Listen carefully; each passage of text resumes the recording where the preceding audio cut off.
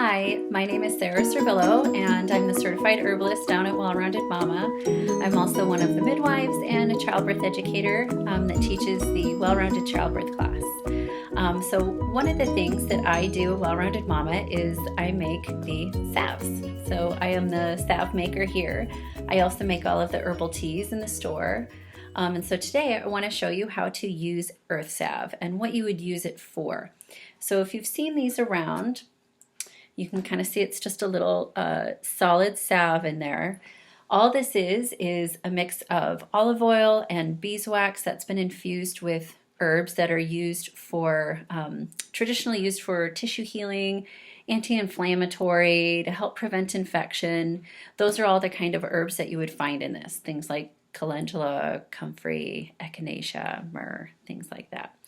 And so all the little bubbles that you see here, that's just from when it's really hot. It's in a liquid state, and when I pour it in, it makes those little pretty designs. But what you would use earth salve for specifically would be like anything that you would use Neosporin for, or any type of ointment or cream to help heal your skin. And so you would just take your finger, and I'm just using a little tester here, and the more you touch it with your finger, the more it'll melt in your hands. So it is important that if you keep one of these in your diaper bag, that around summertime you think about putting this in the fridge. Don't leave it in your car or it's going to become soup. But you just take your finger and then you can literally put it on anything that you need help healing. Some moms use this for diaper rash. You could use this for cracked or sore nipples. It's not going to hurt your baby, but it's probably not going to taste good, so I would wipe it off before you nurse. You could also use it on your bottom after you've had a baby, if you've had any minor tears.